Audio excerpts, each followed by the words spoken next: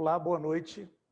Eu sou o Guilherme Oliveira, médico patologista clínico, diretor de expansão do Grupo SEIB. O webinar dessa noite acontecerá nas dependências da matriz do Grupo SEIB, localizada em Brasília. Vocês podem ver ao fundo o nosso NTO, nosso Núcleo Técnico Administrativo, que é considerado um dos maiores da América Latina. Hoje nós falaremos da Covid-19. A Covid-19 é uma doença muito nova, né? Os primeiros casos foram relatados há menos de 9 meses. Por outro lado, é uma doença que nunca se estudou tanto uma única doença em tão pouco tempo, de maneira que a gente tem informação nova quase que diariamente. Daí a importância de promover eventos como esse, né? Eventos de atualização. Nossos dois especialistas tratarão do tema atualização do diagnóstico laboratorial e por imagem da Covid-19. Eles prepararam um conteúdo exclusivamente direcionado para profissionais da saúde e médicos. O nosso evento está organizado da seguinte forma. Primeiro ocorrerão as duas apresentações e, no final, teremos um momento para interações e para responder perguntas, né? Vocês podem participar do nosso webinar com envio de suas perguntas através do botão Q&A, né, Question and Answers, que está localizado aí na barra inferior da tela do Zoom. Para iniciar o nosso webinar, convidamos o diretor técnico do Grupo SEIB, o Dr. Rafael Giacomo, para relatar quais são as atualizações que aconteceram no diagnóstico laboratorial do Covid-19. Bom, muito obrigado, Guilherme. Boa noite a todos. Obrigado por estarem aqui com a gente, compartilhando esse momento.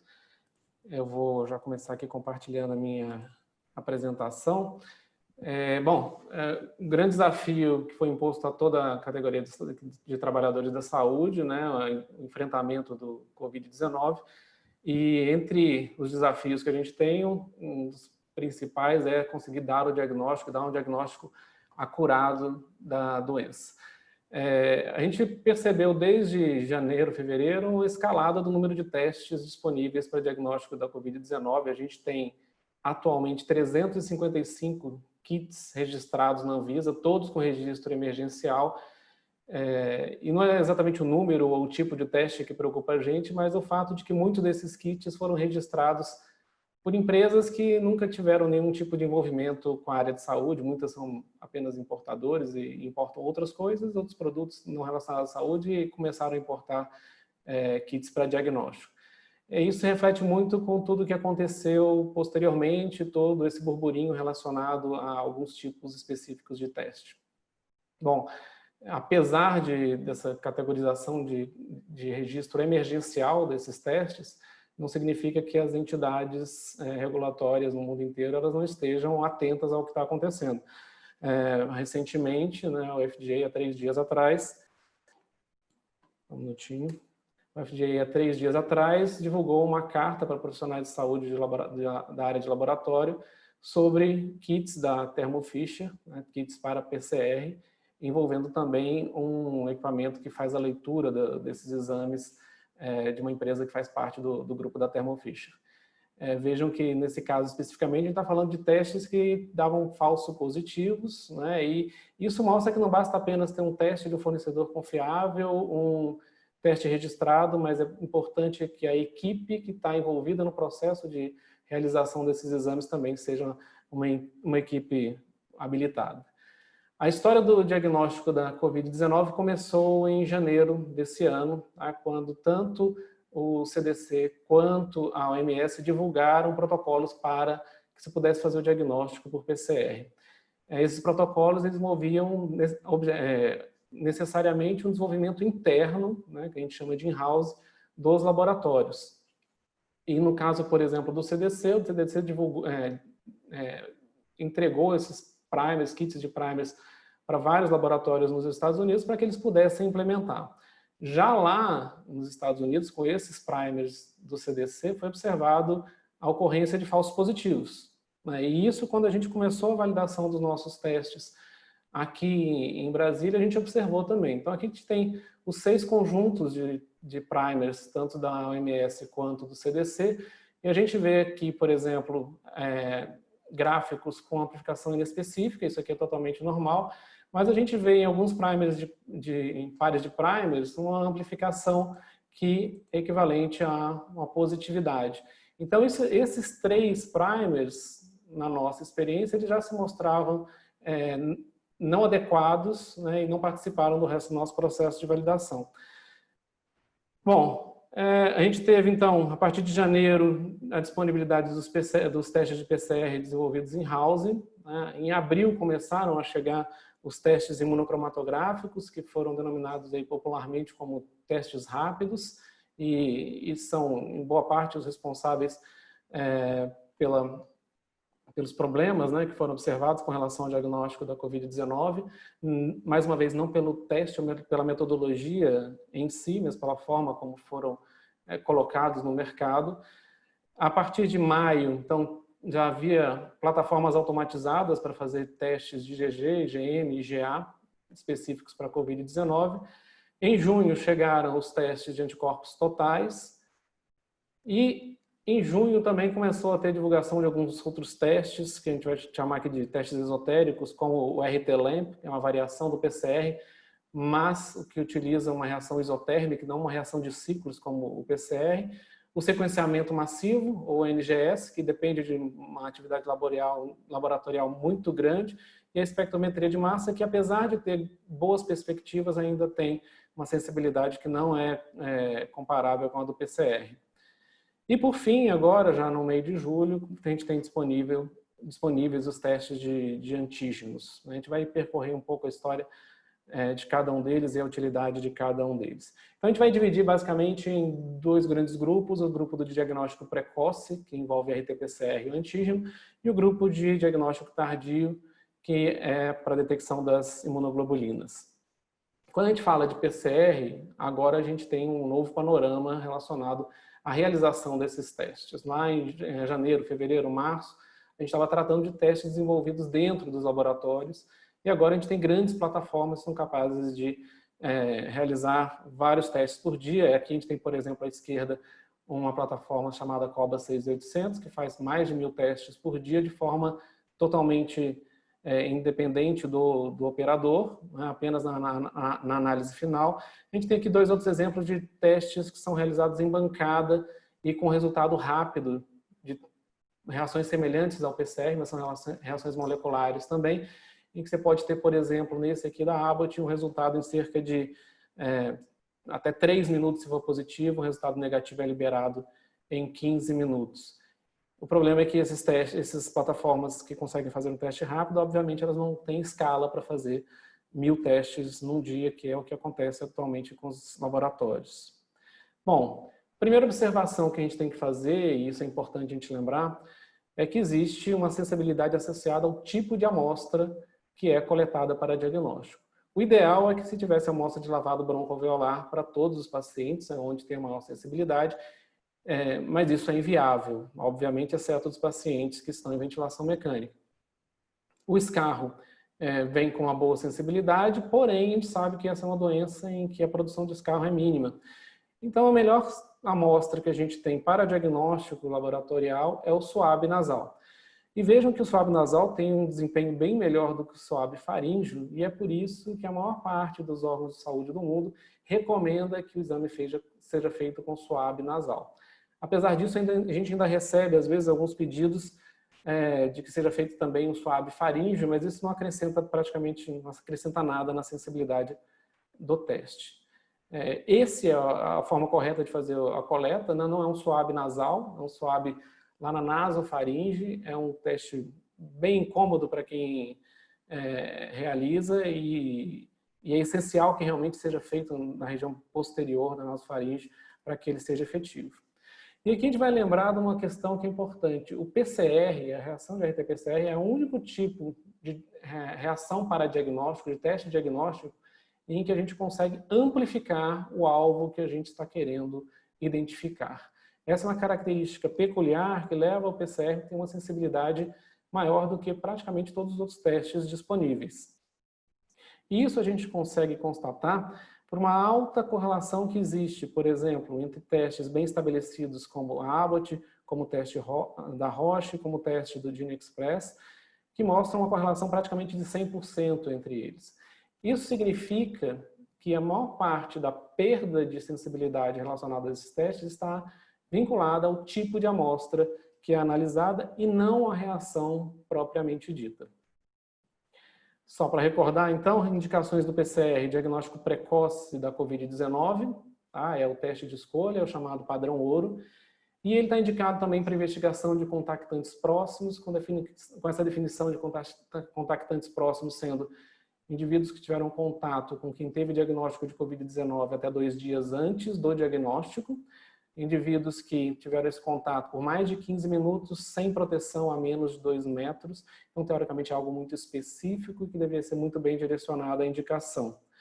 Ele tem uma indicação também para a liberação de isolamento pós-infecção, no sentido de antecipação da disponibilidade de força de trabalho, especificamente para profissionais da área de saúde.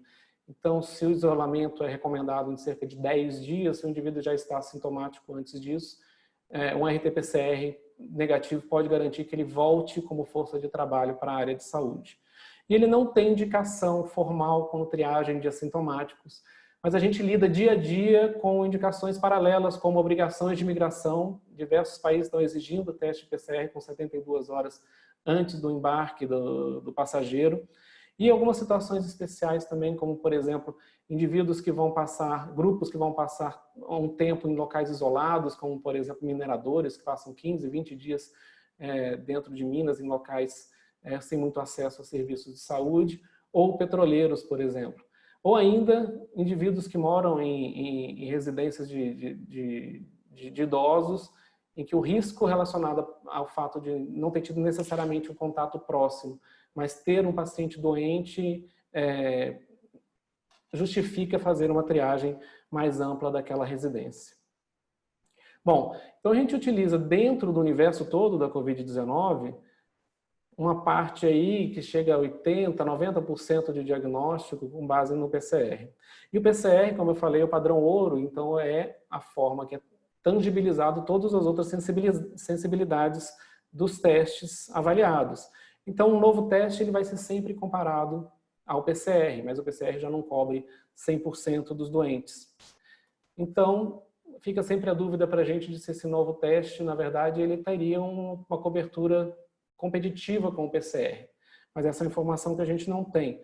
A gente não sabe, então, se essa área, né, que o PCR não cobre, ela seria menor do que a área que o novo teste não cobre, eventualmente nesse entendimento ampliado.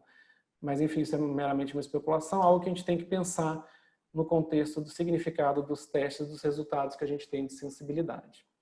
Bom, bem ao contrário do PCR, que envolve uma amplificação de um alvo para posterior quantificação, os testes habituais, tanto sorológicos quanto de antígenos, envolvem a identificação de uma partícula única que está ali. Isso tem uma implicação direta na questão de sensibilidade. Então, obviamente, se eu consigo ampliar o meu alvo, eu devo conseguir detectá-lo de forma mais sensível do que se eu preciso detectar o alvo individualmente.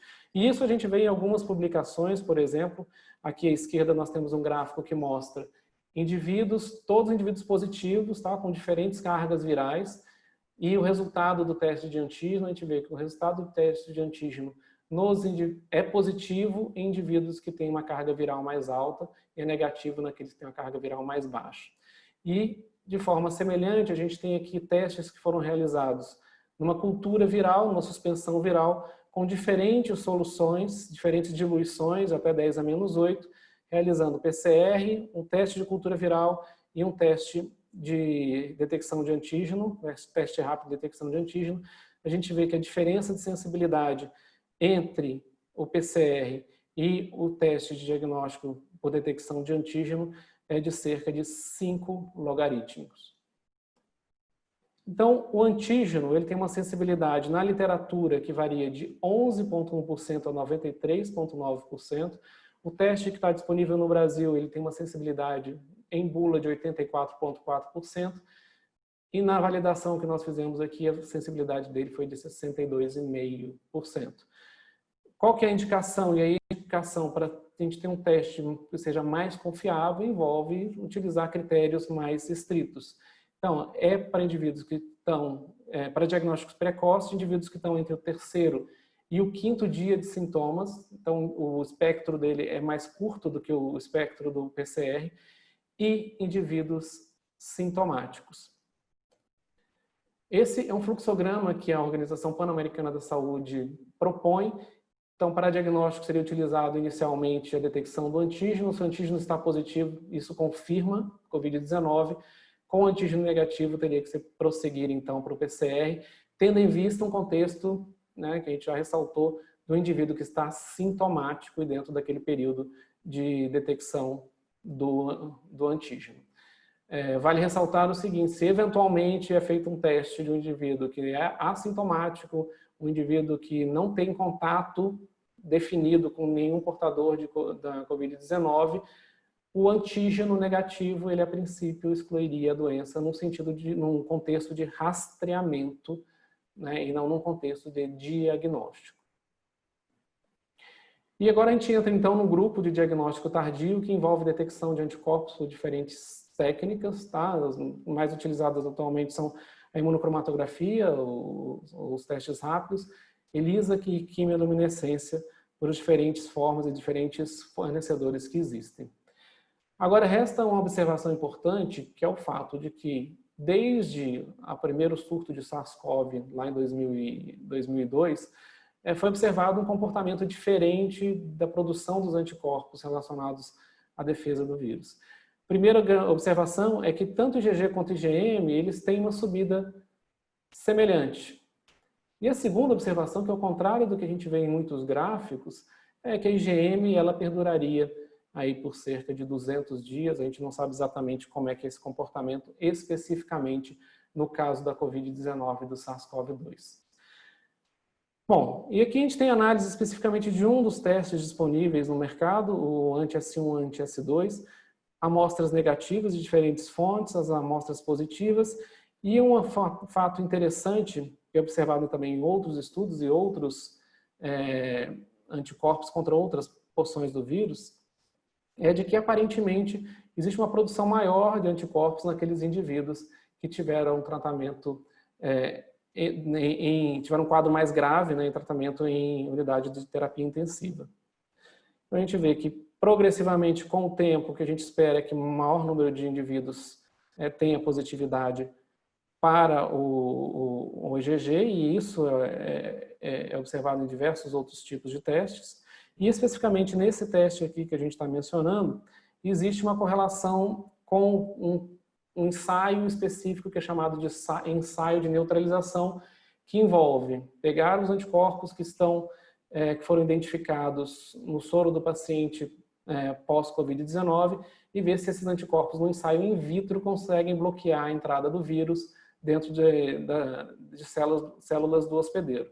Então aqui a gente tem uma correlação entre a positividade desse teste e também a positividade do ensaio de neutralização, sugerindo que esse teste ele tem uma correlação com os anticorpos, chamados anticorpos neutralizantes do ensaio de neutralização. E além disso, esse teste também mostra que, à medida que a leitura, né, observada no equipamento é maior, isso tem uma correlação também com a maior positividade desses anticorpos neutralizantes. Esse é o único teste disponível atualmente que está registrado como um teste quantitativo ou semi-quantitativo para COVID-19, como sorológico quantitativo. Existem vários outros testes realizados por metodologias automatizadas que soltam resultado numérico, mas esse resultado numérico ele deve ser interpretado apenas de forma qualitativa, como positivo ou negativo. O único teste que tem demonstração de dose e efeito é esse teste do SARS-CoV anti-S1 anti-S2. Agora, passando para os anticorpos totais. Esse não é uma abordagem que habitualmente é tradicional para doenças infecciosas. A gente tem isso, por exemplo, para a hepatite A, e sempre gerou muita dúvida. Mas ele tem se mostrado um teste no contexto específico da COVID-19, em que, como a gente viu, aparentemente os anticorpos IgG, IgM e IgA se apresentam temporalmente semelhantes, um teste com grande utilidade, principalmente pela alta sensibilidade que esse teste tem. Então a gente vê aqui, tanto pós-PCR positivo, quanto dias após os inícios dos sintomas, que existe uma crescente de positividade do teste, com praticamente nenhuma interferência ou reação cruzada com outros tipos de infecção com análise de anticorpos totais. E aqui a gente vê progressivamente, nos mesmos intervalos de tempo, né, que a gente viu no outro gráfico, a sensibilidade observada crescente, né, chegando aqui a 100%, obviamente não é 100%, a gente está falando de um universo de 30 amostras, mas esses testes de anticorpos totais, eles têm demonstrado uma sensibilidade na literatura acima de 99% em média. Qual que é a indicação, então, da sorologia? Né? São pacientes com quadro clínico de Covid-19. A gente ressalta após 10 dias de sintomas, como a gente viu, quanto mais tempo a gente esperar, maior vai ser a chance desse teste ter um resultado realmente fidedigno. E indivíduos que têm quadro clínico sem acesso ao PCR ou que tiveram PCR negativo, mas o quadro clínico dele é muito sugestivo de Covid-19. Os indivíduos com possível contato com o vírus tendo sido sintomáticos ou não há pelo menos 10 dias e para investigação epidemiológica, obviamente não é indicação de segmento, indicação de consultório, mas uma indicação muito mais para a saúde pública. Bom, e aqui tentando resumir o comportamento então desses diversas modalidades de teste, a gente vai ver primeiro como se comporta o RNA do SARS-CoV-2. A sensibilidade é maior próximo ao dia 7, entre o dia 5 e o dia 7. Esse seria o momento ideal para fazer para se fazer o exame, para se fazer a coleta do exame. O antígeno tem um comportamento semelhante, mas mais uma vez com uma sensibilidade inferior à do SARS-CoV-2 e com um período mais do RNA, mas com um período mais curto, né, de realização, idealmente entre o terceiro e o quinto dia. Os anticorpos do tipo IgM, eles começam a aparecer de forma mais relevante a partir do 12º dia, e a gente não sabe exatamente quando que esses anticorpos desaparecem. E os anticorpos do tipo IgG aparecem praticamente juntos com os anticorpos do tipo IgM, e a gente não sabe exatamente quanto tempo dura essa resposta de IgG. O que a gente sabe pela literatura, pelo estudo da imunologia do SARS-CoV original, lá de 2002, é que os anticorpos eram detectáveis por cerca de 2 a 3 anos. E de forma semelhante à sensibilidade da IgG, os anticorpos totais também têm um comportamento aí a partir do 12º dia de sensibilidade aceitável.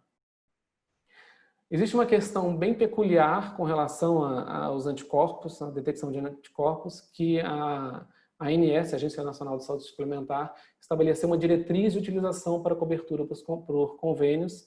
A consulta foi iniciada no dia 24 de julho, foram 147 pessoas de diferentes entidades que participaram nessa discussão. Começou a valer a partir do dia 14 de agosto e ela contempla IgG e anticorpos totais. É importante ressaltar isso, IgM não está coberta pela nova diretriz de utilização da ANS. A IgM, na experiência que a gente vem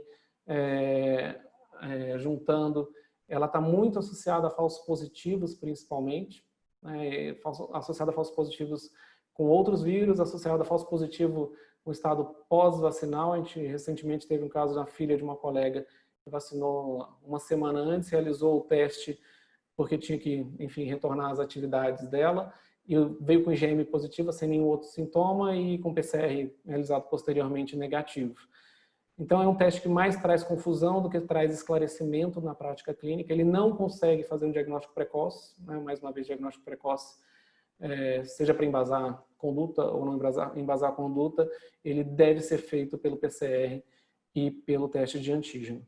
E essas diretrizes de utilização da ANS, elas têm critérios de inclusão, que é basicamente o indivíduo que teve sintoma, né, síndrome gripal grave, e a síndrome multissistema inflamatória, especificamente em crianças, né, isso acontece 15 a 20 dias após um episódio de Covid em crianças, independente da gravidade do quadro inicial. E os critérios de exclusão são PCR positivo para SARS-CoV-2, porque o indivíduo já teve o diagnóstico, não teria necessidade de fazer a sorologia, questionando a questão de imunidade, se o indivíduo teve PCR positivo e se recuperou, ele obviamente desenvolveu imunidade para o SARS-CoV-2. A exclusão também se o indivíduo fez um teste sorológico prévio positivo, pela mesma questão. Exclui também se ele teve qualquer tipo de teste sorológico realizado há menos de uma semana. Se o teste que está sendo solicitado é um teste rápido, então não há cobertura para teste rápido.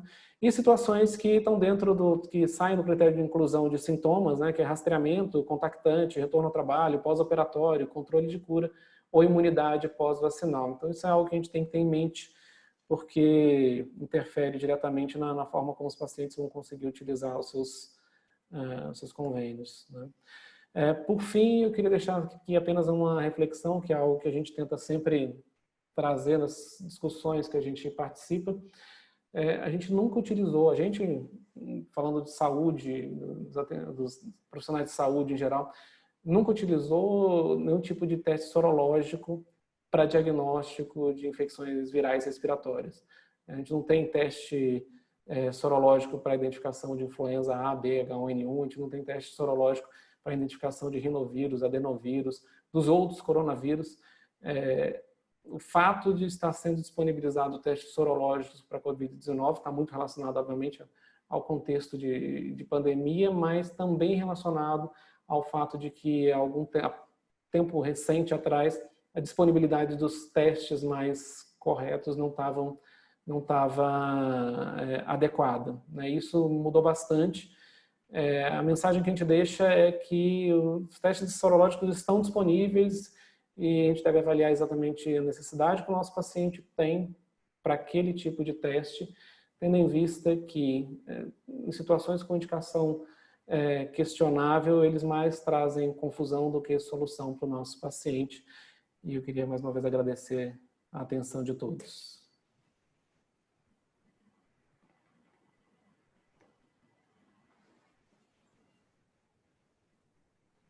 Muito obrigado, Rafael, pela excelente apresentação. Tenho certeza que foi muito esclarecedor e contribuiu muito para os nossos participantes. Eu quero reforçar para os participantes que nós estamos recebendo perguntas, né? Na parte inferior da tela tem o botão Q&A, né, para você inserir as suas perguntas, que serão respondidas no final, depois da segunda apresentação. Agora, para falar sobre atualizações no diagnóstico por imagem da Covid-19, passo a palavra para o Dr. Alexandre Mansano. O Dr. Alexandre é radiologista torácico e gestor médico da RA Diagnóstica, clínica de imagem do Grupo SEIB. Após o final da apresentação, retornaremos com as perguntas. Bom, vamos passar direto para o compartilhamento de tela aqui, então.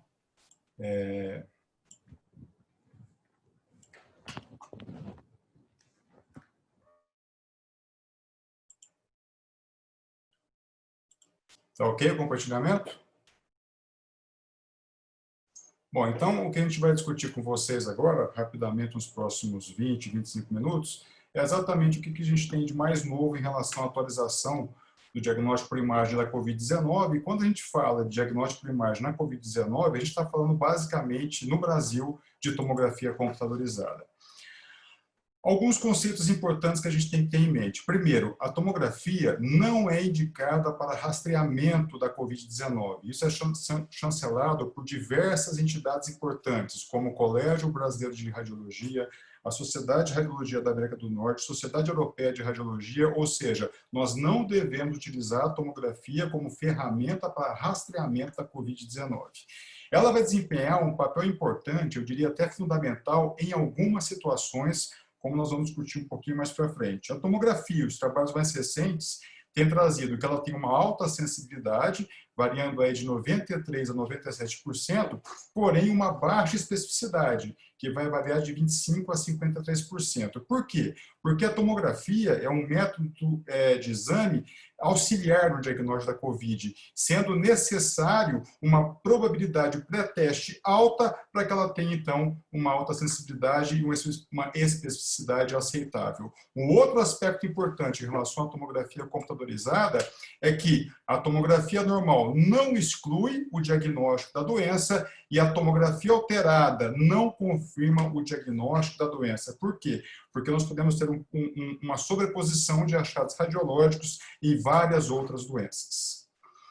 Então, o diagnóstico da COVID, como o Rafael já disse, ele é baseado no PCR, ou então na sorologia, e a tomografia vai ser um método auxiliar. Nos pacientes assintomáticos, não há indicação de realizar a tomografia computadorizada.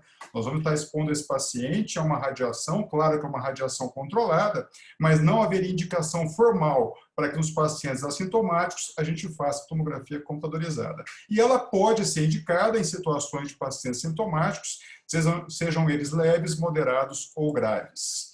Nos pacientes sintomáticos, então, quando que eu vou usar a tomografia computadorizada? Naqueles pacientes que têm um fator de risco ou fatores de risco para a progressão da doença. Por exemplo, um paciente diabético, um paciente com insuficiência cardíaca, com doença renal. Então, há um fator de risco para a progressão da doença, a tomografia pode ser utilizada. Quando durante a evolução da doença, há uma piora do quadro respiratório do paciente. Aí, então, ela vai desempenhar um papel fundamental na quantificação da doença e detecção de possíveis complicações. Quando eu não tenho acesso a exames laboratoriais ou no aguardo do resultado, porque a tomografia, o resultado dela é praticamente imediato. Então, se eu estou aguardando o resultado do PCR ou de uma sorologia, o paciente assintomático, necessita ser isolado, tem contato com pacientes idosos ou que tenham comorbidades, aí a tomografia pode desempenhar um papel e dar um resultado mais rápido enquanto se aguarda a confirmação laboratorial. Um outro ponto que a tomografia pode ser utilizada e que a literatura tem trazido cada vez mais é quando o paciente tem forte suspeita clínica, no entanto, o PCR é negativo. Por que que isso acontece? Porque os padrões tomográficos na COVID, apesar de serem superponíveis com outras doenças, desde que a probabilidade pré-teste seja alta, ela vai funcionar como ferramenta diagnóstica para esse grupo específico de pacientes. Então, quando que eu devo solicitar a tomografia? Então, esse trabalho foi feito com 90 pacientes, até que não são muitos pacientes, mas ele trouxe alguns dados significativos. Se a gente prestar atenção aqui nesse gráfico, nos primeiros 5 dias da doença, ela pode ser negativa de 18% a 60% dos pacientes. Ou seja, quanto mais precoce eu pedir essa tomografia, maior a probabilidade dela dar negativo. Conforme a doença vai correndo, a partir do 5º, 6º dia, praticamente 100% dos pacientes vão ter alteração tomográfica. De uma maneira importante e significativa, que a gente tem que ressaltar aqui, é que a tomografia, nesse grupo específico de pacientes que necessita realizá-la, ela vai ter um valor prognóstico significativo quando realizada entre o 5º e o 7º dia. Então, se eu for solicitar uma tomografia, eu, como clínico, entendo que esse paciente deve fazer uma tomografia computadorizada, ou a melhor época para se fazer a tomografia inicial seria entre o 5º e o 7º dia de início dos sintomas. Por quê? Porque aí ela vai ter um valor prognóstico significativo, de acordo com o que a literatura tem trazido. Então, nos pacientes sintomáticos, a tomografia pode ser utilizada. Quando eu quero quantificar a extensão da doença, sobretudo aqueles pacientes que têm um risco de desenvolvimento de complicações, e aí já entra então a pesquisa de complicações, a tomografia pode propor diagnósticos alternativos que não pneumonia viral e, quando realizada do 5º ao 7º dia, num grupo selecionado de pacientes, ela pode servir para traçar o prognóstico desses pacientes. Quais pacientes devem ser, por exemplo, acompanhados mais de perto, quais devem ser internados, baseado, obviamente, com informações clínicas. Em relação à quantificação da extensão da doença, na tomografia computadorizada hoje, nós vamos classificar a infecção a COVID-19 em 3 grupos. Leve, quando esse comprometimento do parênquima pulmonar for menor do que 25%, e moderado, quando esse comprometimento do parênquima pulmonar tiver entre 25% a 50%, e comprometimento acentuado, quando nós tivermos uma infiltração do parênquima que seja maior do que 50%. Isso daqui é importante. Por quê? Porque os pacientes que têm um acometimento parenquimatoso acentuado, ou seja, maior ou igual a 50%, mais de 90% deles vão desenvolver complicações, seja elas qual forem, desde um simples suplemento de oxigênio até necessidade de internação da terapia intensiva. Então, essa quantificação da extensão da doença acaba desempenhando um papel fundamental num grupo selecionado de pacientes. E um fator importante, como nós já vimos, A tomografia negativa não tem valor preditivo negativo para retirar os pacientes do isolamento, especialmente quando eu peço essa tomografia antes do 5º dia. Uma tomografia negativa antes do 5º dia de início dos sintomas, ela não serve para retirar esses pacientes do isolamento. Uma outra maneira de quantificar o comprometimento pulmonar na COVID-19 é fazendo exatamente o contrário. E esse trabalho tenta fazer de uma maneira bem rápida essa quantificação. Só que ele vai quantificar, na verdade, o que eu tenho de parênquima normal.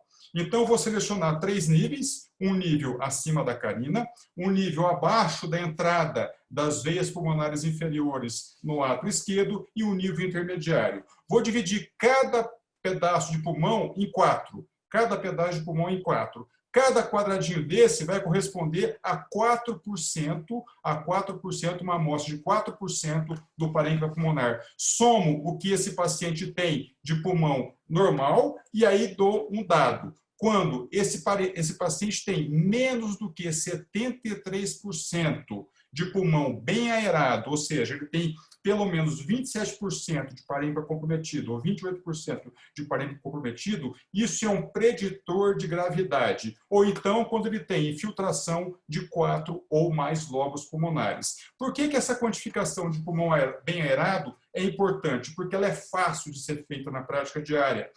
Nós temos ferramentas automatizadas de fazer essa quantificação, mas nem sempre a gente vai ter acesso a isso, por exemplo, num plantão a 1h da manhã. Então, essa quantificação pode ser feita de maneira rápida e o mais importante desse trabalho, ela foi comparada com ferramentas automatizadas de quantificação de comprometimento pulmonar e os resultados foram extremamente semelhantes. Então, uma maneira simples, rápida, da gente quantificar quanto de pulmão normal que eu tenho e, a partir daí, auxiliar na conduta clínica. Esse trabalho trouxe mais ou menos os dados que essa quantificação de pulmão normal nos mostrou. Então, eles pegaram 98 pacientes internados com doença, acima de 60 anos de idade. A tomografia foi feita no momento da internação e de acordo com o tempo de início dos sintomas. Esses pacientes foram divididos em 3 grupos. Aqueles que tinham menos do que 5 dias de sintomas, aqueles que tinham entre 6 a 10 dias de sintomas e aqueles que tinham mais do que 10 dias de sintomas. E, basicamente, o que eles procuraram foi vidro fosco e consolidações, a quantidade de lobos acometidos, isso gerou um score tomográfico. E eles compararam, então, esse score tomográfico nos pacientes que sobreviveram e nos pacientes que foram a óbito pela COVID-19. Em relação ao grupo de óbito, 46 pacientes desse grupo faleceram. Houve uma predominância do sexo masculino, 36 pacientes eram do sexo masculino e 10 do sexo feminino. E o que acarretou? O que esses pacientes tiveram diferentes em relação aos que sobreviveram?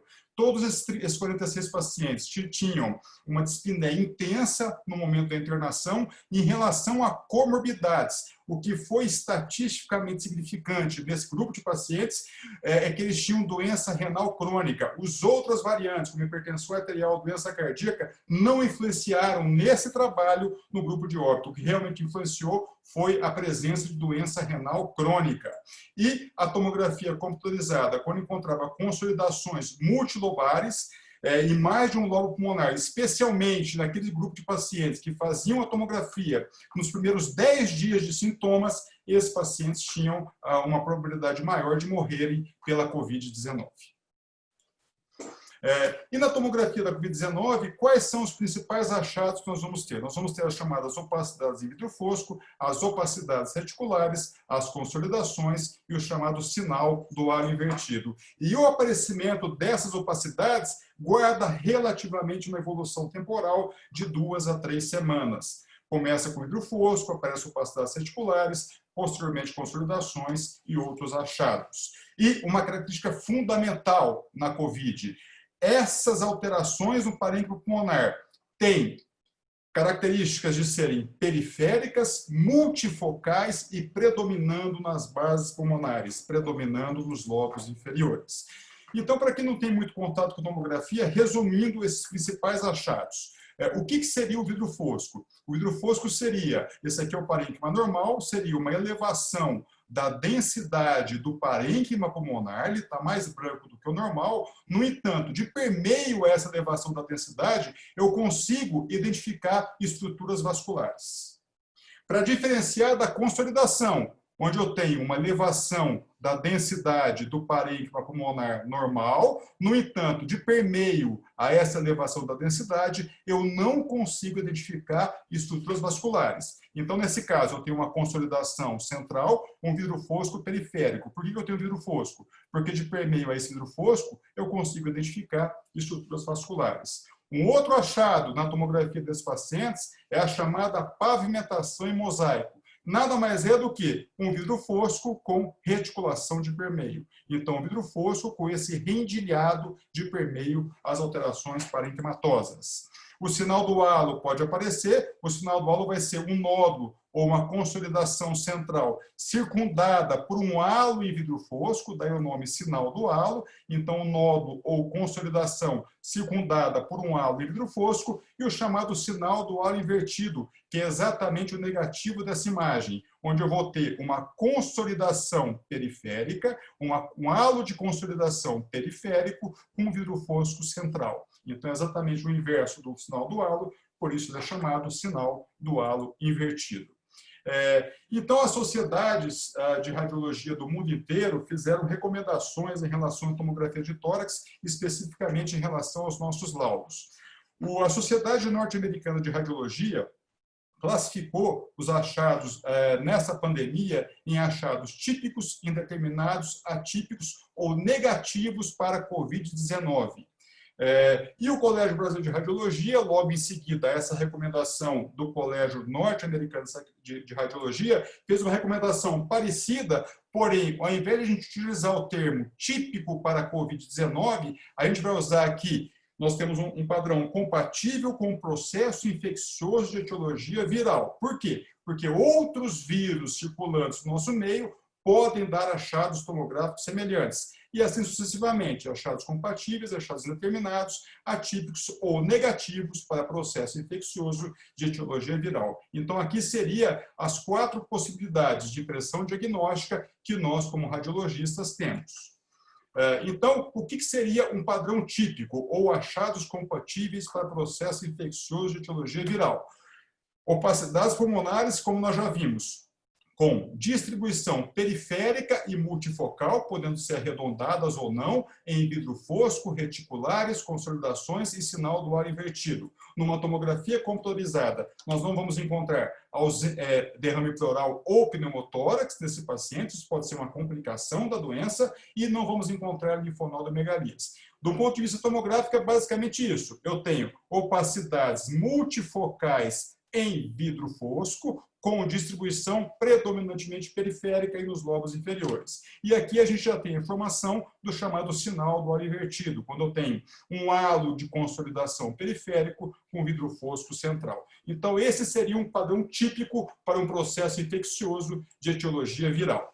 O que seria o padrão indeterminado? Basicamente, vou encontrar as mesmas opacidades do padrão típico. No entanto, essas opacidades não vão ter aquela distribuição periférica, que é clássica da Covid-19. Então, nós vamos encontrar áreas de vidro fosco, algumas áreas periféricas. No entanto, não há uma predominância na distribuição dessas opacidades nas regiões subpleurais ou periféricas dos pulmões. Então, diante de uma tomografia como essa, nós estamos diante de achados indeterminados para processo infeccioso de etiologia viral. O que seria o padrão atípico? O padrão atípico vai ser, quando eu encontrar numa tomografia computadorizada, consolidação lobar ou segmentar, nódulos centrolobulares ramificados, escavações e espessamento septal central. Por que isso é importante? Porque doenças virais não cursam com esses padrões tomográficos. Então, se eu encontro qualquer um desses padrões tomográficos, eu vou estar diante de um achado atípico para processo infeccioso de etiologia viral. Então, aqui eu tenho uma consolidação no lobo inferior direito desse paciente, outras pequenas consolidações com alguns pequenos nodos ramificados adjacentes, que são os pequenos nodos que a gente chama de imagens de erva e brotamento. Então, são achados atípicos para processo infeccioso de etiologia viral. Aqui um outro paciente apresentando uma cavidade de paredes espessas irregulares, focos consolidativos, comprometimento contralateral com imagem de erva e brotamento, ou seja, todos achados que são atípicos dentro de um contexto clínico de uma pneumonia viral. Então, nesse caso, especificamente, diagnósticos alternativos devem ser propostos, como, por exemplo, aqui, tuberculose pulmonar. E o exame pode ser negativo, como nós já vimos. E o exame tomográfico negativo não exclui a possibilidade de infecção viral em fase inicial, especialmente nos primeiros 5 dias de evolução da doença, e ressaltando mais uma vez que a tomografia negativa não tem valor para retirar esse paciente com quadro clínico suspeito do seu isolamento. Um outro aspecto importante e que vem aparecendo cada vez mais na literatura e vem nos ajudando a esclarecer é como é que essas opacidades cursam na evolução de um paciente. Então, vejam aqui, é um trabalho relativamente pequeno, apenas com 21 pacientes, mas dados extremamente interessantes. As opacidades pulmonares da tomografia, o score tomográfico começa a crescer aproximadamente no 5º dia de evolução da doença, de início dos sintomas, e isso atinge um pico ao redor do 15º dia, e essas opacidades começam a melhorar a partir da 3ª, 4ª semana. Então, isso é o que acontece na grande maioria dos pacientes. As opacidades aparecem ao redor do 5º dia, atingem um pico em torno de 15 dias e começam a desaparecer muito lentamente a partir do 20º, 25º dia. E por que isso aqui é tão importante? Porque quando formos fazer controles tomográficos de pacientes com Covid-19, naqueles pacientes que têm uma evolução clínica favorável, não adianta pedir a tomografia antes da 3ª, 4ª semana. Por quê? Porque nós podemos ter, inclusive, piora tomográfica sem que isso se acompanhe de piora clínica. Então, se eu for fazer um controle de um paciente que tem evolução favorável, preferencialmente após a 3ª, 4ª semana de início dos sintomas. Já naqueles pacientes com evolução desfavorável, ou quando eu vou pesquisar complicações, essa tomografia pode ser feita a qualquer momento, a depender da indicação clínica. Então, veja esse paciente. D3 da doença, exame realizado no dia 25 de julho, tomografia de tórax praticamente normal. Esse paciente repete a tomografia no dia 30 de julho e começam a aparecer algumas opacidades em vidro fosco. No D19, o paciente já completamente assintomático, dia 9 de agosto, se vocês quiserem olhar no calendário, foi um domingo. No sábado, esse paciente estava num churrasco, tomando cerveja, batendo papo, completamente assintomático. Chega domingo, está de ressaca, opa, não tem o que fazer, vou fazer uma tomografia. Faz a tomografia e a tomografia está pior do que a tomografia anterior, sem que isso represente sintomatologia clínica. Por quê? Porque tudo isso foi feito de uma maneira muito precoce. Então, em resumo, eu devo fazer uma tomografia inicial entre o 5º e o 7º dia de evolução da doença, para estadiar e traçar um prognóstico. Se esse paciente evolui favoravelmente do ponto de vista clínico e eu quero realizar um controle, realizar esse controle após a 3ª, 4ª semana. Não adianta realizar mais precocemente, porque eu posso ter mais opacidades sem que isso necessariamente represente piora clínica. Bom, hoje de manhã eu estava indo para o hospital e 6h57 da manhã, um amigo pneumologista manda a foto do webinar de hoje e me pergunta: Mancano, você vai falar de achados tardios, tipo 3 meses após a alta na TC de Covid? E eu tinha acabado a aula no dia anterior e falo: putz, não falei nada de TC tardia desses pacientes. Como a gente tinha um tempo para tentar fazer isso, para tentar resolver isso, para tentar responder esse colega, que pode ser dúvida de muitas pessoas, a gente buscou rapidamente na literatura alguns dados. Então, esse primeiro trabalho foi um trabalho que fizeram tomografia computadorizada em pacientes que receberam alta da Covid-19, 83 dias após o início dos sintomas. Então, uma amostra relativamente curta, de 29 pacientes, 17 sexo masculino, 12 do sexo feminino, e todos esses pacientes tiveram doença severa. O que eles classificaram como doença severa nesse artigo? pacientes que necessitaram de internação e oxigenoterapia suplementar. Não foram entubados, apenas necessidade de internação e oxigenoterapia suplementar. As tomografias foram feitas em média 64 dias após o início dos sintomas. E em 47% desses pacientes, nós ainda encontrávamos alterações parenquimatosas, especialmente bandas, que são linhas pulmonares, 64 dias após o início dos sintomas. O que isso mostra para nós? Que a resolução tomográfica da Covid-19 não acompanha a resolução clínica. Ela é feita de uma maneira muito mais lenta. E 37% dos pacientes já apresentavam resolução completa do quadro. Agora, esse é um trabalho retrospectivo com alguns vieses e que não comparou essas alterações, especialmente com as provas de função pulmonar desses pacientes. E aí, esse outro trabalho tenta fazer essa correlação. Eles fizeram tomografias 3 meses após a recuperação dos pacientes e compararam esses dados tomográficos com as provas de função pulmonar. Então, o que nós encontramos? No estudo final, foram incluídos 55 pacientes com doença, a maioria deles tinham doença moderada, apenas 4 com doença grave. Os pacientes que tinham uma tomografia normal após 3 meses foram 16. Desses 16 pacientes, 14 tinham provas de função pulmonar absolutamente normais e apenas 2 tinham anormalidades nas provas de funções pulmonares. Então, em geral, quando o paciente tem uma tomografia normal, a grande maioria deles recuperaram completamente a sua função pulmonar.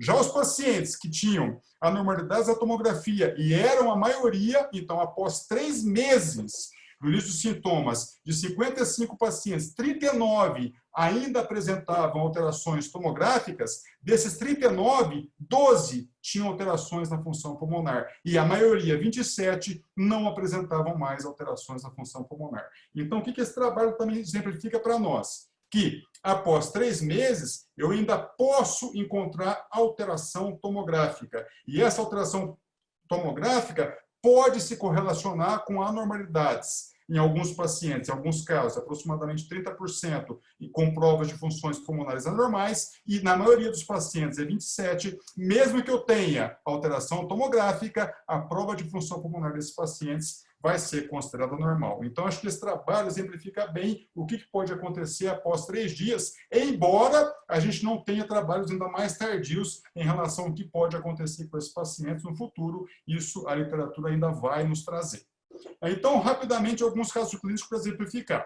Então, quadro clínico de gripe, obviamente, não quadro clínico gripal, opacidades em vidro fosco multifocais, predominantemente periféricas e nos terços inferiores dos pulmões, algumas com alguma reticulação de permeio. Então, um padrão típico ou compatível para processo infeccioso de etiologia viral, comprometimento pulmonar menor do que 25%, ou seja, comprometimento pulmonar leve especificamente nessa paciente. Nesse outro caso, tenho também opacidades em vidro fosco multifocais, no entanto, tenho muito comprometimento central. Tenho periférico com consolidações de permeio, mas tenho também muito comprometimento peribroncovascular. Então, diante de uma paciente como esse, a conclusão é de que são achados indeterminados para processo infeccioso de etiologia viral e essa paciente era COVID positivo. Então, mostrando que isso pode realmente acontecer.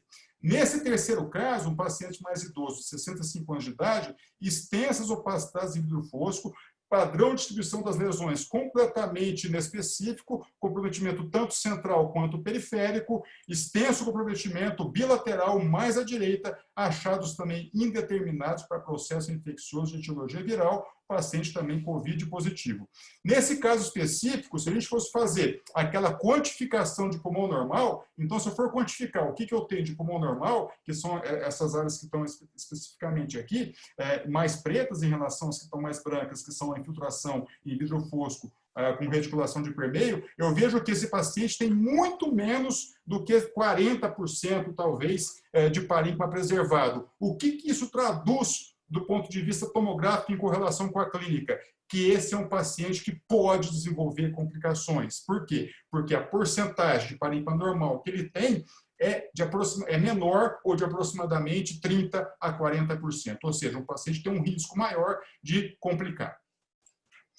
Nesse outro caso, paciente sexo feminino, 37 anos, opacidade de vidro fosco, multifocais, distribuição predominantemente periférica, algumas consolidações subpleurais também nos lobos inferiores, um padrão compatível para a pneumonia viral. O que é importante nesse caso? É que é um caso de 2016 e a gente sequer imaginava em 2016 que estaríamos passando por essa pandemia de SARS-CoV-2. E essa era uma pneumonia por H1N1 confirmada, mostrando que pode haver uma sobreposição nessas pneumonias virais nesses pacientes. Então, esse trabalho, recentemente publicado, até um grupo brasileiro, e a gente tem que valorizar isso, o Brasil publica muito em termos de radiologia torácica, eles compararam os achados tomográficos de pacientes com Covid-19 e de pacientes que não tinham Covid-19, sobretudo pacientes que tinham pneumonia por H1N1.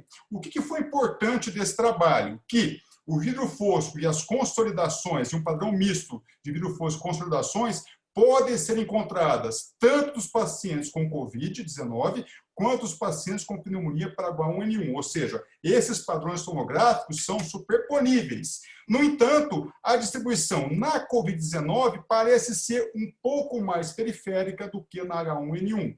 Agora, claro que esse trabalho tem um viés, porque o tempo de evolução dos pacientes é um pouco diferente, isso pode gerar um viés em relação à distribuição das lesões, mas basicamente o que ele traz é isso. Parece que na COVID há uma distribuição um pouco mais periférica do que nas outras pneumonias virais, sobretudo na pneumonia por H1N1.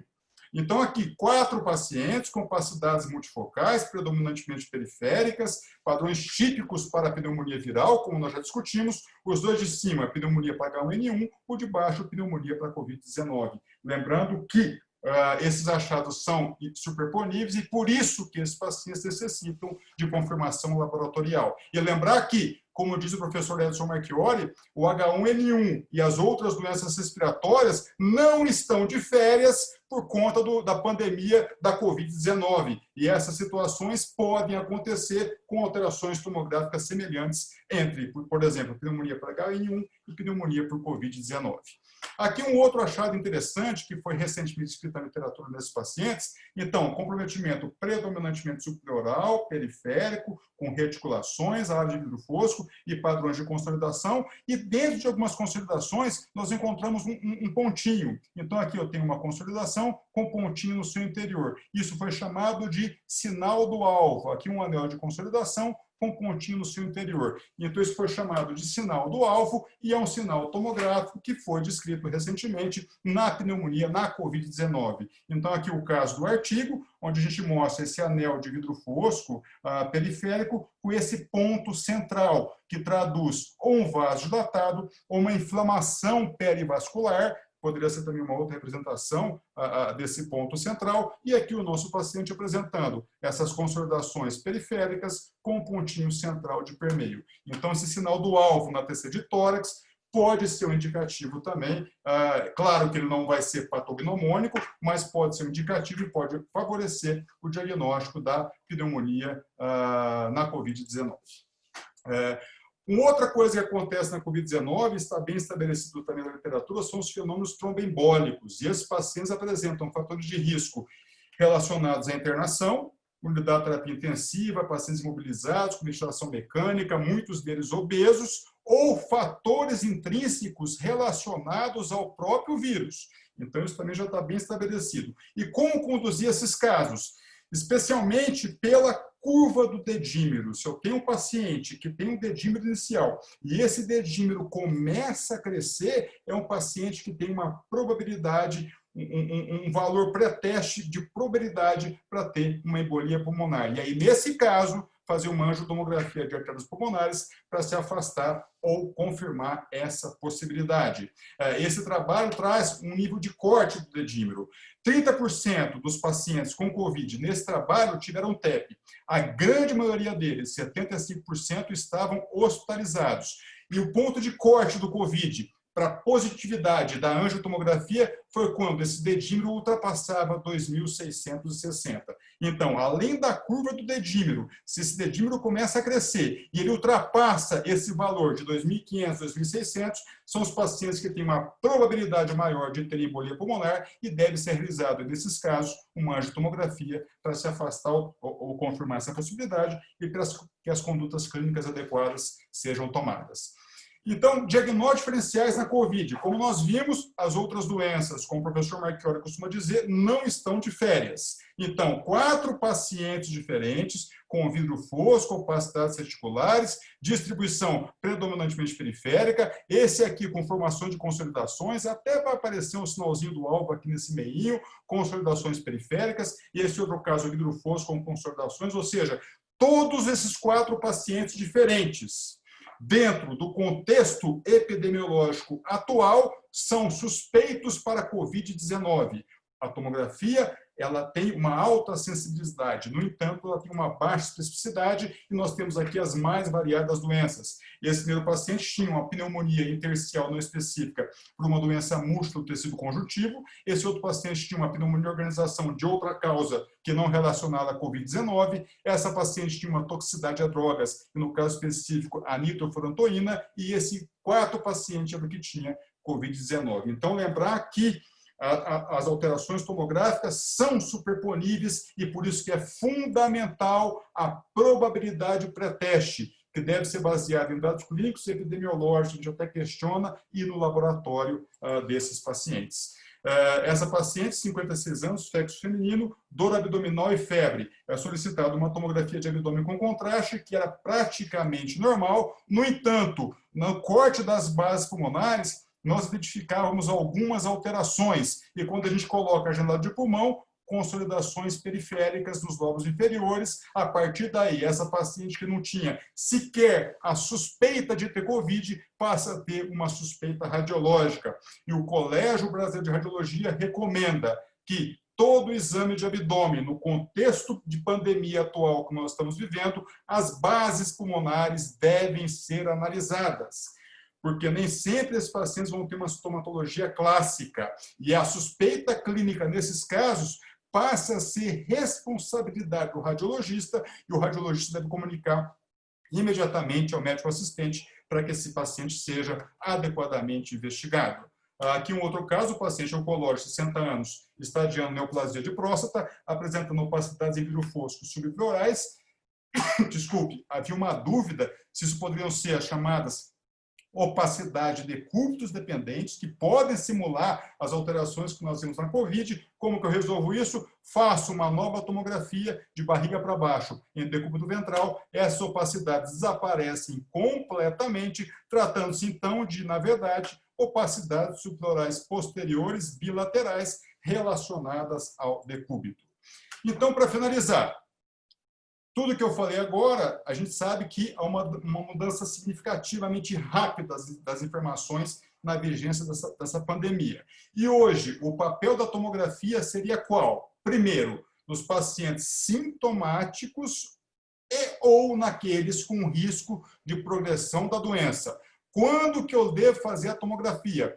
Preferencialmente entre 5 a 7 dias após o início do sintoma. Por quê? Porque nessa fase ela pode servir como ferramenta para traçar o prognóstico. Quais pacientes vão necessitar de um acompanhamento mais de perto, quais pacientes podem ser acompanhados clinicamente de casa e assim sucessivamente. Nos pacientes que têm piora de sintomas, a tomografia pode desempenhar um papel fundamental na detecção da progressão da doença e na pesquisa de complicações.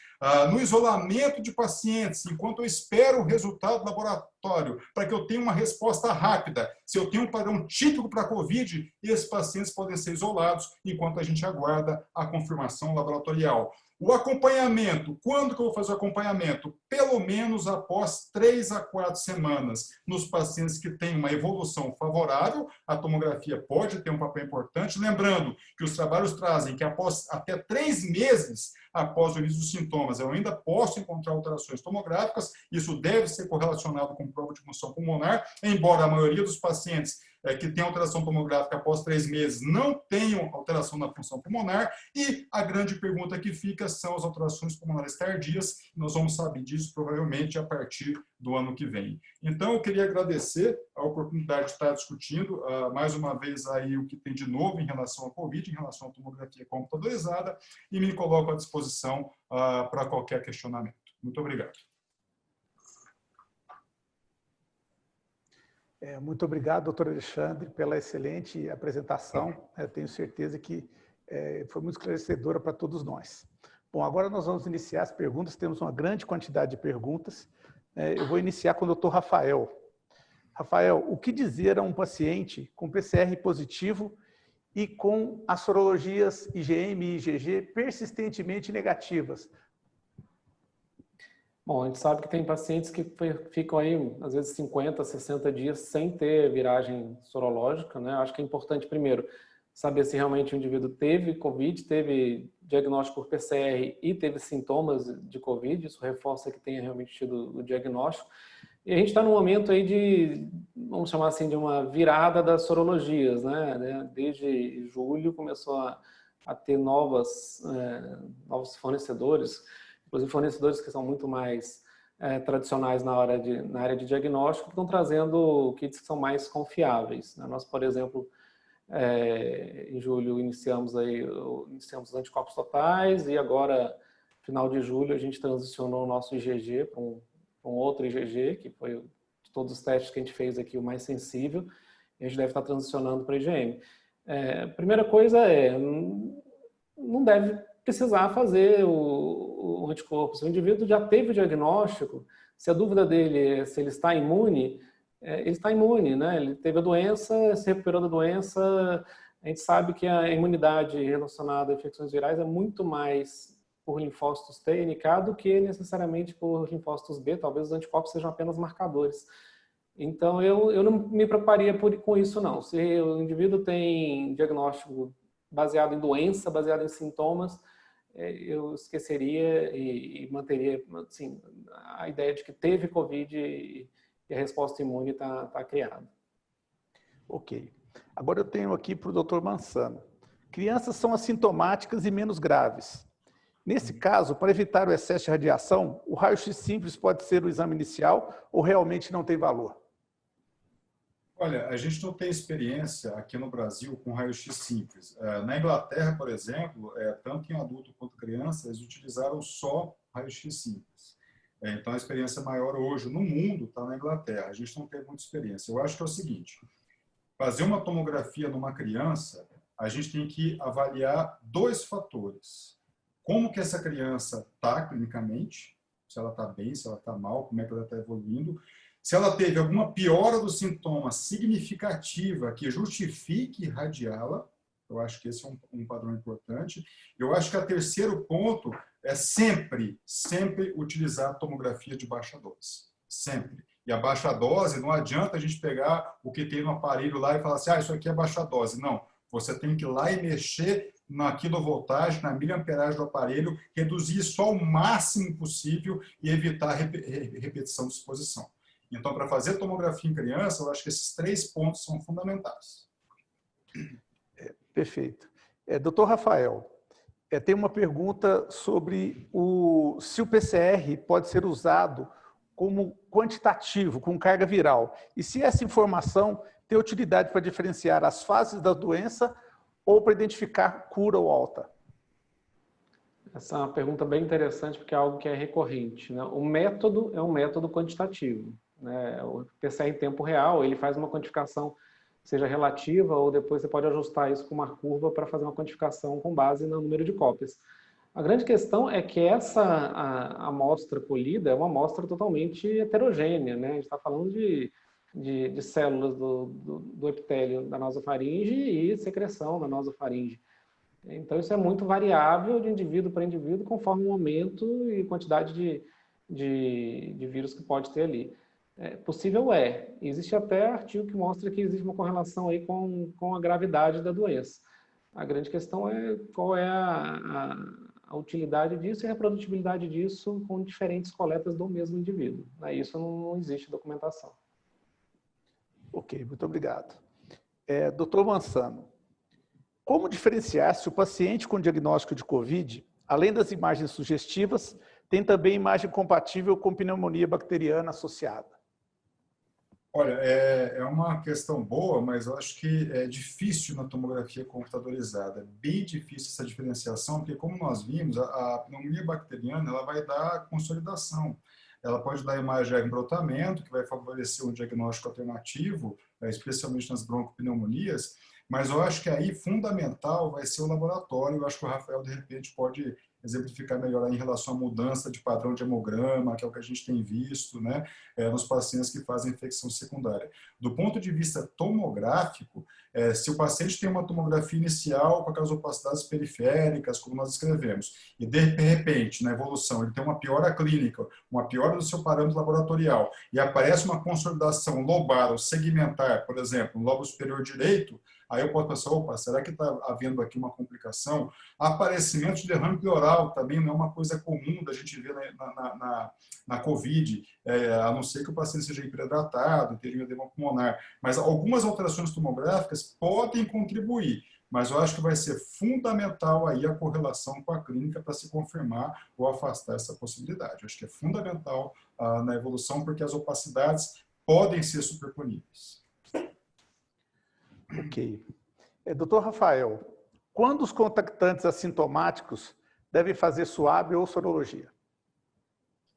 Tá, então, seguindo aquela definição, né, do contactante assintomático, indivíduo que até 2 dias antes do contato com o indivíduo que teve diagnóstico de Covid-19, teve contato desprotegido a menos de 1,80 m, 1 metro, 2 metros, depende da fonte, por mais de 15 minutos, contínuos, né? Esse é o contactante próximo. Esses indivíduos devem fazer o PCR, idealmente, entre o 5º e o 7º dia após o último contato com o indivíduo diagnosticado, ou se por acaso desenvolverem sintomas, que façam antes. É bem diferente do contactante íntimo, né, que é o marido, a esposa, filhos, as pessoas que estão ali coabitando a mesma casa de forma mais íntima, e que na prática esses indivíduos não têm que fazer o PCR porque eles já têm indicação de quarentena de 14 dias, independente do resultado que eles vão ter do PCR. Ok. Doutor Mansano, quando investigar ou suspeitar de opacidade persistente em tomografia pós-Covid? Então, o que a literatura tem trazido para nós é que esses pacientes demoram mais tempo para limpar a tomografia. Então, isso começa a acontecer a partir da 3ª semana, e como nós vimos, isso pode perdurar por até após 3 meses. Então, quando que eu acho que a gente deve investigar? Quando há uma correlação clínica onde o paciente não está melhorando, onde ele persiste com o seu cansaço, ele persiste com a dispneia, mesmo após aquele período ali de 2, 3 semanas, ou seja, não está havendo uma evolução clínica esperada para aquele paciente. E se não está havendo uma evolução clínica esperada e satisfatória e favorável, aí eu acho que a tomografia pode desempenhar um papel de propor diagnósticos alternativos ou até mesmo contribuir no tratamento desses pacientes. O ponto que eu acho fundamental, que a gente não pode esquecer, é que a COVID é uma doença que predispõe a embolismo. Seja a migração de trombos de veias periféricas, seja um embolismo, vamos dizer assim, intrapulmonar. Ela predispõe a uma coagulopatia. Então, se esse paciente continua com dispneia, continua cansado, tem um dedímero que está aumentando, aí eu acho que a tomografia vai sim desempenhar um papel fundamental para que esses pacientes possam ser adequadamente conduzidos. Perfeito. Doutor Rafael, como escolher entre o teste de anticorpos totais e o de IgG? Na verdade, a escolha é realmente muito individual. O que a gente vê na rotina é que, por exemplo, os 2 testes que nós temos aqui, de total e de IgG, existe até publicação comparando especificamente esses 2, existe uma correlação muito grande entre os 2. E aí fica por conta do médico solicitante, né? A curva de positividade dos 2 é praticamente idêntica. Eu entendo que boa parte dos médicos vai entender melhor ter um resultado específico de IgG, mas o anticorpo total ele tem basicamente a mesma interpretação, né? Tendo em vista que o resultado, a positividade vai vir depois do 10º, 12º ou um pouco mais para frente. não existe preferência formal sobre isso. No caso desse IgG que a gente está fazendo aqui, tem aquela correlação com anticorpos neutralizantes, mas, enfim, a gente também não sabe exatamente o que isso significa em termos de imunidade a longo prazo, né? Eu vou responder uma pergunta aqui. Estão perguntando se vai ficar gravado. Sim, né, vai ficar disponível depois no YouTube. Doutor Mansano, você quantifica separadamente o comprometimento dos pulmões? Então, existem basicamente 3 maneiras de fazer essa quantificação. Tem a quantificação automatizada, não é merchandising, mas nós, do Grupo SEIB, temos a quantificação automatizada na nossa unidade no Vega, e ela dá um valor bem específico em relação ao comprometimento do pulmão. Acho que isso é importante para traçar conduta, né? E ver se o comprometimento é leve, moderado ou grave. Nós temos a quantificação visual, onde o radiologista, de acordo com sua experiência, olha e fala, olha, isso aqui pode ter 25, isso aqui tem entre 25 e 50, isso aqui tem mais de 50% de comprometimento. Essa quantificação também pode ser feita por segmentos. Eu divido os pulmões em 20 segmentos, 10 de um lado, 10 do outro. Cada segmento tem de 0 a 2 pontos. Eu quantifico isso em 0, 1 e 2. 0, nada, 1 menos 50%, 2 mais 50%. Somo isso tudo e vejo se isso dá mais ou menos do que 40%. Se der mais do que 40%, é acima de 50%. Ou então a quantificação rápida, que eu mostrei, de quantificar a quantidade de parênquima aerado, que essa é o que a gente tem mais usado na prática. Por quê? Porque ela é rápida. Eu pego 3 pedaços de pulmão. O primeiro pedaço acima da carina, o segundo pedaço abaixo da entrada da veia pulmonar inferior e o terceiro pedaço no meio dos dois. E vejo quanto que eu tenho de parênquima normal. Divido cada janelinha de pulmão, direita e esquerda, em 4 e vejo quanto que eu tenho de pulmão normal. Cada janelinha daquela é 4%. Se eu tiver menos do que 73% de pulmão normal, esses pacientes podem ter um prognóstico pior. Então, a quantificação é feita, claro, dos dois lados. Existem várias técnicas para se fazer isso, mas essa quantificação de pulmão aerado talvez seja a mais rápida de ser feita, porque ela pega apenas 3 amostras do parênquima pulmonar. Ok.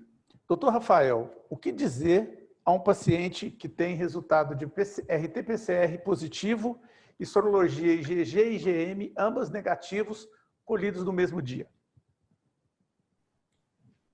Bom, provavelmente ele não devia ter colhido todos no mesmo dia, né? E a outra conclusão, ele tem um quadro de COVID agudo, como a gente mostrou aqui naquele gráfico temporal, né? A produção de anticorpos acontece tardiamente no momento em que o PCR provavelmente já vai estar negativado.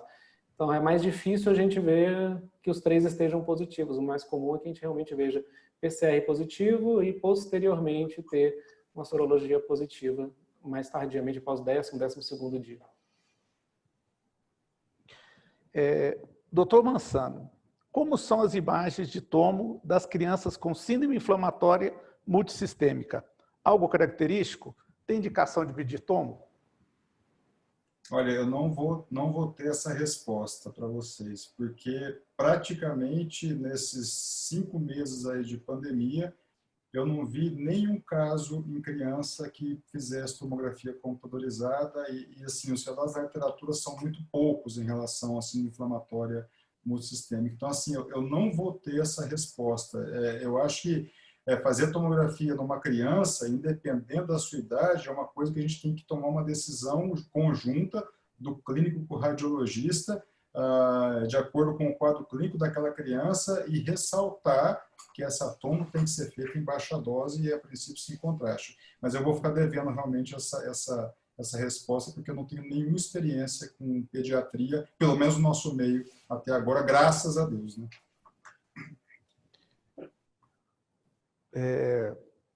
Doutor Rafael, a partir de quantas partículas virais o teste de RT-PCR realizado pelo SEIB é capaz de detectar?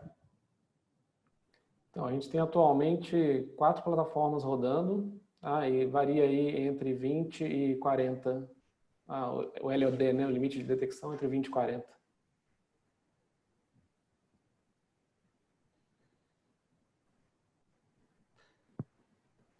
Um segundo só. Doutor Mansano, Os artigos referem que anormalidades são vistas tardiamente nos pacientes com COVID? Sim, especialmente opacidades reticulares e bandas parenquimatosas. São as duas principais alterações que a gente tem visto nos pacientes com COVID após 3 meses. Na verdade, as bandas parenquimatosas elas podem representar traves fibróticas ou áreas de atelectasia subsegmentar, e as opacidades reticulares podem ou não desaparecer. Se isso vai acontecer somente com a evolução desses pacientes após os controles tomográficos, né, a posteriori. Mas é importante que a gente utilize a tomografia, no meu ponto de vista, pelo menos tardiamente, se esse paciente tem alteração clínica ou alteração na prova de função pulmonar.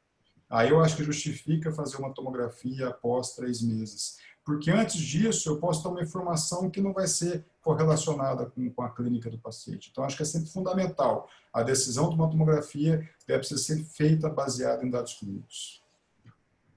Perfeito. Doutor Rafael, o teste de antígeno pode ser utilizado como exame de escolha para pré-operatório em protocolos visando cirurgia segura? Não, o teste de antígeno, a indicação formal dele não é para triagem, não é para rastreamento. A indicação formal dele é para indivíduos que têm sintomas. Se a gente começa a testar indivíduos, e como a gente viu, a sensibilidade dele frente ao PCR é inferior. Se a gente começa a testar indivíduos com teste menos sensível, a gente está correndo o risco de colocar um indivíduo que tem COVID assintomático numa sala cirúrgica, e eu acho que desconecta um pouco do contexto de cirurgia segura. Esse é o entendimento que existe até o momento com os testes que estão disponíveis, né? A gente viu a evolução aí do NS1, do teste para dengue, né, que progressivamente foi melhorando o teste, foi aumentando a sensibilidade. Talvez, não sei, em alguns meses a gente tenha um teste que possa substituir o PCR para ser utilizado ali à beira do leito para resultado rápido. Guilherme, só para aproveitar 2 perguntas aqui, bate pronto. PCR é autorizado para a ANS, pela ANS, tá? Aí depende do convênio. E o resultado fica pronto. Aqui em Brasília, a gente está liberando em um dia, o prazo são 2 dias úteis, a gente está liberando em um dia. Para as nossas unidades de fora de Brasília, aí tem mais um dia de logística. Tá? Então, esse é o PCR em si dura cerca de 4 horas, o procedimento. Ok. Doutor Mansano, eu tenho uma pergunta extensa aqui. Existe alguma relação entre o sinal do halo invertido e TEP? Se houver, indica angio-TC ou não? O doutor tem observado opacidades do tipo granularidade em pacientes com dispneia crônica, fazendo controle 2 a 3 meses após Covid? Respondendo a primeira pergunta, né, o sinal do halo invertido é um sinal indireto de infarto pulmonar que pode aparecer no TEP, né? E ele pode aparecer na COVID-19 como pneumonia e organização.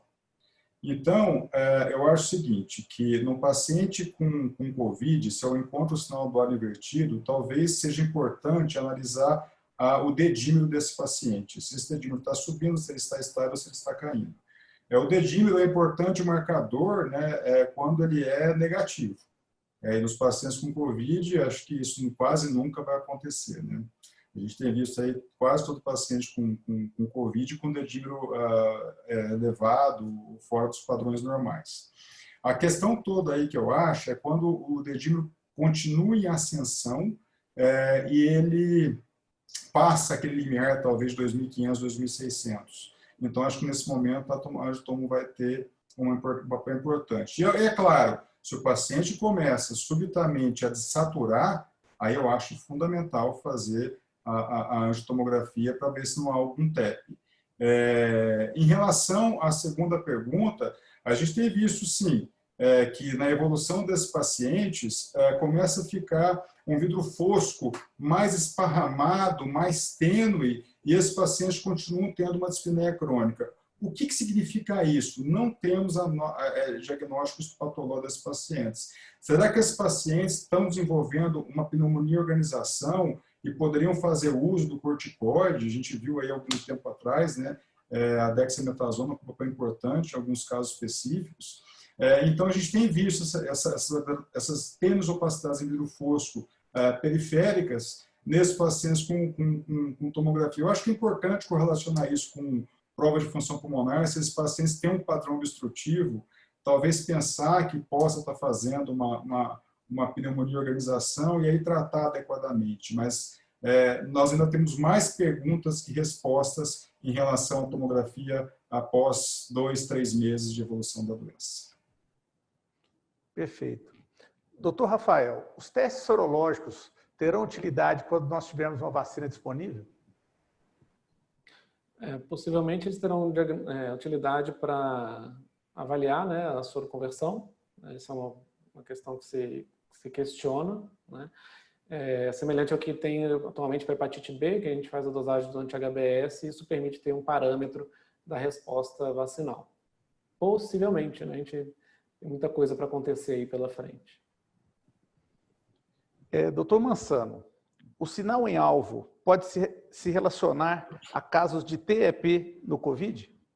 Está perguntando em relação à TEP, né? Basicamente a mesma pergunta do caso anterior. Por enquanto, o sinal do alvo ele tem sido supostamente pensado que seria uma dilatação vascular, que pode acontecer, né, em caso de TEP, numa porção central de pulmão consolidado, ou uma inflamação perivascular, né, peribroncovascular ali na região mais central do lobo do pulmão secundário. Na verdade, eu acho assim que para se fazer um angiotomo, como eu respondi anteriormente, é fundamental a correlação clínico-laboratorial. Fundamental. Porque a gente sabe que em radiologia torácica, dificilmente eu vou ter uma coisa patognomônica. Muito difícil. Perfeito.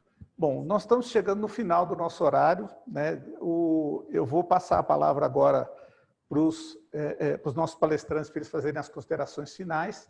Não foi possível responder todas as perguntas, de modo que, como nós temos os e-mails, nós trabalharemos para enviar a resposta dessas perguntas que ficaram faltando individualmente a posteriori. Doutor Rafael, considerações finais. Bom, a gente está vivendo um tempo de muita incerteza, né? O Mansano acabou de falar aí, a gente não sabe ainda exatamente o que vai acontecer com o pulmão dos pacientes que foram acometidos de Covid-19. Essa é uma das incertezas. Outra incerteza é quanto tempo a gente vai estar vivendo com isso, quando vai ter uma vacina, se vai ter uma vacina, se vai ter um tratamento que seja efetivo. A gente está vivendo um momento de mudança de hábitos, né? Dentro de casa, fora de casa, no trabalho. Mas eu acho que o mais importante que a gente tem que salientar a gente tem aqui uma audiência predominantemente de médicos, né? Nós temos uma formação que nos direcionou a cuidar de pessoas, né? E esse é um momento que a gente tem a oportunidade de realmente cuidar de pessoas mesmo em condições muito adversas. E independente das opções que a gente tem, né, e da forma como a gente interpreta as informações que chegam até a gente, o mais importante é a gente ter sempre como objetivo o bem do nosso paciente. Em termos de diagnóstico, a gente está evoluindo, né? Se for comparar com como estava 3 meses atrás, a gente falava de sorologia até um pouco triste, né, Guilherme? Se a gente viveu isso junto aqui, era uma coisa meio desalentadora. E agora a gente está vendo realmente que as coisas estão mudando, a gente tem boas opções diagnósticas, ao mesmo tempo que a própria população está evoluindo aí no entendimento do Covid, a gente está evoluindo também no diagnóstico. Acho que essa é a grande mensagem que a gente tem para deixar. Doutor Mansano, considerações finais? Eu acho que o Rafael resumiu bem, né, o que nós estamos vivendo no nosso dia a dia, uma situação extremamente nova para todo mundo, né, mas que tem possibilitado o aparecimento de coisas boas, né, por exemplo, essas aulas online, esses webinars, né, com abrangência nacional de pessoa dentro da sua casa, com uma curva de aprendizado que tem sido mais rápida, né, do que o normal. A gente está cada vez aprendendo mais sobre essa infecção, mais sobre esse vírus e, consequentemente, mais sobre medicina. Então, eu acho que é fundamental que a gente continue confiando e eu acredito que isso vai passar. Quando vai passar, a gente não sabe, a gente espera que o mais rápido possível. A gente tem que continuar tendo os cuidados que nós estamos tendo. A tomografia tem o seu papel na Covid-19, mas acho que tem que ficar muito clara. Duas coisas, ela não deve ser usada como rastreamento e não deve ser usada em pacientes assintomáticos. Por quê? Porque pode haver uma dissociação clínico-radiológica, o paciente ser completamente assintomático e eu ter alterações tomográficas significativas. E aí o que adiantou fazer aquela tomografia? Absolutamente nada. Então, eu acho que são os dois pontos fundamentais. E ela tem as suas utilidades, como nós vimos, nos pacientes sintomáticos, nas mais variadas situações, e eu acho que ela pode desempenhar, sim, um papel fundamental no 5º e 7º dia para traçar um prognóstico naqueles pacientes selecionados que têm um risco de progressão da doença. Eu acho que ela pode desempenhar um papel. E quando fazer o controle? Pelo menos após 3, 4 semanas. Eu acho que esse seria o papel fundamental da tomografia hoje. Perfeito.